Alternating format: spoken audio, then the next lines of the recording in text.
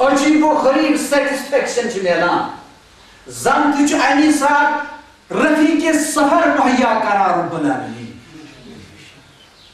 سو دعا اگر کنس زبان یاد آسی دعا پزی مہیا کرن تو کم از کم سفر ویز پہ سفر سفر اندر گئی سو سۭتۍ اور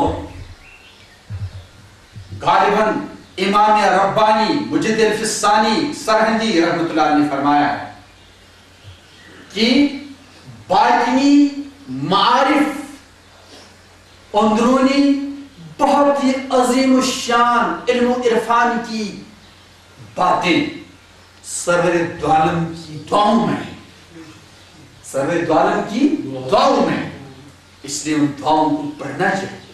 مناجات مقبول ہے، حسن حسین ہے، اور کتابیں ہیں سامنے رکھ کر کم از کم ایک صفحہ ایک پیج ڈیلی پڑھا جائے اور مترجم ہو، ترجمہ بھی ہو، دیکھتے ہیں کیا مانگتے ہیں۔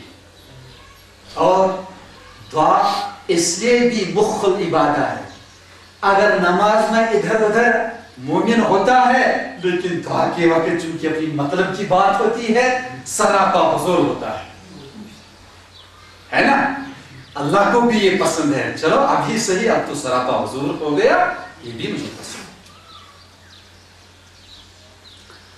آگے کیا فرماتے ہیں سیدنا شیخ عبد القادر جیلانی رحمۃ اللہ علیہ، وَلَا تَعْتَمِدْ إِلَّا عَلَيْهِ، نہ بھروسہ کر نہ اعتماد کر مگر اللہ پر، اپنی تجارت پر بھروسہ نہ کر، اپنے مال اولاد پر بھروسہ نہ کر، اپنی صحت پر بھروسہ نہ کر، اپنے مکان و دکان اور آفس پر بھروسہ نہ کر، یہ اسباب ہیں۔ اگر یہ چیزیں آپ کے پاس ہوں پھر بھی آپ اللہ سے درخواست کریں، اے اللہ ان چیزوں کو میرے لیے نفع بخش بنا، نافع بنا، تبھی وہ نفع بخش ثابت ہو سکتی ہیں۔ اس لیے سید عالم نے دعا میں فرمایا اللہم لا مانع لما اعطیت ولا معطی لما منعت ولا ينفع ذا الجد منک الجد۔ اور اسی دعا کو کچھ اضافے کے ساتھ ہمارے محسن، ہمارے محبوب ولی خدا حضرت امیر کبیر رحمت اللہ علیہ نے اوراد فتحیہ میں لایا ہے، اللہم لا مانع لما اعطیت ولا معطی لما منعت، انہوں نے یہ اضافہ فرمایا ولا راد لما قضیت ولا ينفع ذا الجد منک الجد۔ کیا مطلب؟ اللہم لا مانع لما اعطیت، اے اللہ نہیں ہے کوئی روکنے والا جو آپ دیں، جو آپ عنایت فرمائے وہ کوئی روک نہیں سکتا ہے، ولا معطی نہیں ہے کوئی عطا کرنے والا دینے والا، لما منعت جو آپ روکیں گے جو آپ نہیں دیں گے وہ کوئی دے نہیں سکتا، ولا راد لما قضیت نہیں ہے کوئی پھیرنے والا، رد کرنے والا، لما قضیت جو آپ ڈیسیجن لے، جو آپ فیصلہ لے وہ کوئی بدل نہیں سکتا، ولا ينفع نہیں نفع پہنچا سکتا ہے، ذل جد مال والے کو، الجد مال، مال والے کو اپنا مال من کا آپ کے خلاف، آپ کے فیصلے کے خلاف نفع نہیں پہنچا سکتا ہے۔ جب آپ نے اللہ فیصلہ فرما دیا اس شخص کا مال اسے نہیں نفع پہنچانے کا، اس کے لیے نافع ثابت نہیں ہوگا، تو باوجود ہے کہ اس کے پاس مال ہے اور وہ سمجھتا ہے اس سے مجھے نفع ملے گا، لیکن اللہ نے فیصلہ فرما دیا کہ اس کا مال اسے نافع ثابت نہیں ہوگا، تو وہ اس کا مال اسے نفع نہیں پہنچا سکتا۔ یہ ہے مومن کا عقیدہ۔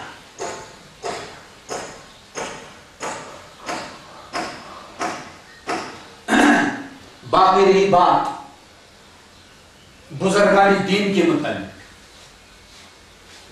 بزرگان دین سید عالم آفتاب ہیں اور اولیاء الرحمن یہ نجوم ہیں، یہ چمکتے تارے ہیں، اور ہر ایک انسان عالم برزخ میں زندہ رہتا ہے، ہر ایک انسان، لیکن جس کا خاتمہ کفر پر ہو، اعوذ باللہ۔ دیکھو یہ مسلمان بھی ہو سکتا ہے، وہ مسلمان جو مسلمان گھرانے میں پیدا ہوا، مسلمان سوسائٹی میں پلا بڑھا، اس کی نشوونما ہوئی، لیکن اسلام کے بارے میں وہ سنجیدہ نہیں بنا، اس نے شعوراً اسلام کو نہیں سیکھا۔ سید میر وغیرہ تو صرف پیدا ہونے سے ہی ہو جائے گا، سید بن جائے گا، لیکن مومن تب تک نہیں بنے گا جب تک شعوری طور اسلام کو نہیں جانے گا، اس کا بقدر ضرورت علم حاصل نہیں کرے گا، پھر علم حاصل کرنے کے بعد اس پر عمل کرنا لازم ہے۔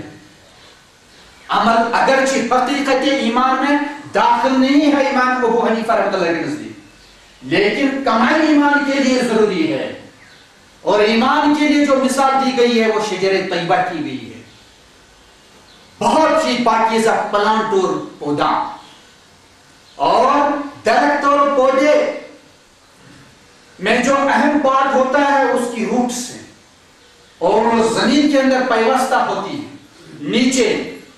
ایمان اسی لیے پوشیدہ چیز ہے، اسلام اس کا اظہار کرتا ہے، اعمال اس کے برانچز ہیں،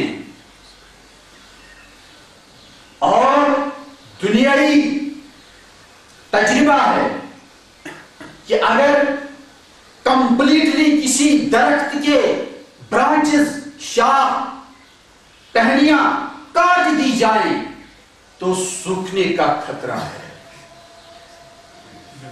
اسی طرح کسی مومن نے سلسلے اعمال بالکل ختم کر دیا تو اندیشہ ہے کہ اس کا ایمان رخصت ہو جائے۔ ٹہنیوں کا ہونا ضروری، شادابی کا ہونا ضروری، سرابی اس کے لیے ضروری، ذکر اذکار اس کے لیے ضروری، درود خوانی اس کے لیے ضروری، تلاوت اس کے لیے ضروری، تفسیر اس کے لیے ضروری، نماز اس کے لیے ضروری، حج فرض ہو تو حج ضروری، روزہ فرض ہو تو روزہ ضروری، اوامر پر چلنا ضروری، گناہوں سے بچنا ضروری۔ یہ ہے ایمانی کام، اور اعمال یہ ٹہنیاں ہیں، یہ برانچز ہیں، جیسے کوئی درخت ہو، اس کا سٹم نظر آئے، روٹس نظر نہیں آتی ہیں، تنا نظر آ رہا ہے، لیکن شاخیں سوچی سوچی لگتی ہیں، پتے بھی مرجھے ہوئے، پھل کا تو سوچ بھی نہیں سکتے، تو کہیں گے یہ کمزور ہے۔ کچھ شادابی کے لیے پانی ڈالیں گے، کھاد ڈالیں گے، مناسب چیزیں ڈالیں گے، سال 2 سال تک انتظار کریں گے، اس کے بعد اگر شادابی نہیں آتی ہے، یہ فروٹفل نہیں بنتا ہے، پھر ہم بہت ہی فائنل ڈیسیجن لیتے ہیں کہ گلستان سے، بوستان سے، باغ سے اس کو گارڈن سے ہٹا۔ یہی امت کے بارے میں بھی فیصلہ ہے، ان تتولوا یستبدل قوما غیرکم ثم لا یکونوا امثالکم۔ اگر تمہیں امت محمد صاحب صلی اللہ علیہ وسلم روگردانی اختیار کرو گے تو تم کو ہٹا کر دوسری قوم کو ہم توفیق ایمان دیں گے، وہ دین کا کام کریں گے، اور مسلمانوں کا انجام خراب ہو جائے۔ یہ اللہ کی عنایت ہے، اللہ نے ہم کو مسلم معاشرے میں، مسلم گھرانوں میں پیدا فرمایا، الحمدللہ علی ذالک۔ اسلام ہر انسان کی وراثت اور امانت ہے. ہر انسان کا آخری دین ہے، ہر جن کا آخری دین ہے. اس کی قدردانی فرض ہے، اس پر چلنا فرض ہے. کوئی کوتاہی ہو جائے تو اعترافی جرم کرنا شان عبدیت ہے، آدمیت ہے. اقرار نہ کرنا شیطنت ہے. تو بزرگان دین، ان کے ارواح راحت میں، عام مومن کی روح راحت میں، چین میں، سکون میں. اور غیر مسلم جو مرا، میں نے کہا اسی لیے مسلمان بھی اگر وہ دین پر نہیں چلا، دین پر نہیں مرا، ایمان پر نہیں مرا، بلکہ الٹا مرتد بن گیا، منافق بن گیا، مشرک بن گیا، زندیق بن گیا اور توبہ نصیب نہیں ہوئی، اسی کفر شرک پر خاتمہ ہو گیا، تو جہنم میں داخل ہو جائے گا اور ابداً ابداً وہی ذلیل خوار پڑا رہے گا کافروں کے ساتھ. اس لیے اللہ فرماتا ہے وَلَا تَمُوتُنَّ إِلَّا وَأَنْتُمْ مُسْلِمُونَ، مت مرو مگر فرما بردار، مگر مسلم، مگر مومن. گناہ پر آپ کا خاتمہ نہ ہو. ہوشیار رہو، ڈرو. کل عبد یبعث کل عبد علی ما مات علیہ، ہر شخص اسی حالت پر اٹھایا جائے گا جس حالت پر وہ مرا ہو، جس حالت پر وہ مرا ہو. اس لیے بزرگان دین کے بارے میں ہمارا یہی عقیدہ ہے کہ وہ آرام میں ہے، وہ چین میں ہے، وہ نئی مقیم میں ہے، وہ سوئے ہوئے ہیں. اسلام ان سے بھی میرے پیاروں بزرگوں مانگنا ناجائز قرار دیتا ہے.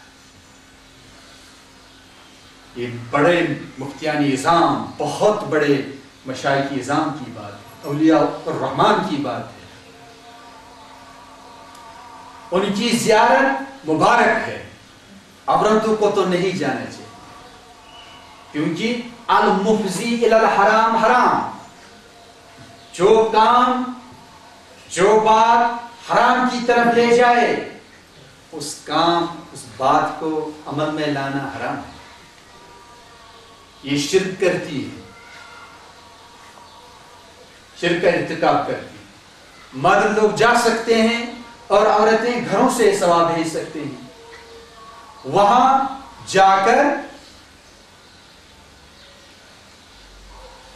کچھ کلمات، تسبیحات، تحلیلات یا قرآن کی تلاوت کر کے جو بھی ہو اس کا ثواب اس بزرگ کو پہنچائے اور دعا مانگے تو ہدایت ہے کہ اب قبلہ رخ ہو جائے، قبلہ کی طرف رخ کرے، خصوصاً جب ہاتھ اٹھائے، کیونکہ مجیب الدعوات اللہ ہیں اور کوئی ہستی مجیب الدعوات نہیں ہے. حضرت امیر کبیر رحمۃ اللہ کا بھی اعلان ہے غیاث المستغیثین لا الہ الا اللہ. فریاد کرنے والوں کا فریاد رس کون ہے؟ اللہ ہے، جس کی شان ہے لا الہ الا اللہ. اس کے سوا کوئی بھی عبادت کے قابل نہیں ہے. اور میرے بزرگ دوستو، بہت ہی عظیم الشان جو مجتہدین فی المذہب ہیں، انہوں نے فتویٰ دیا ہے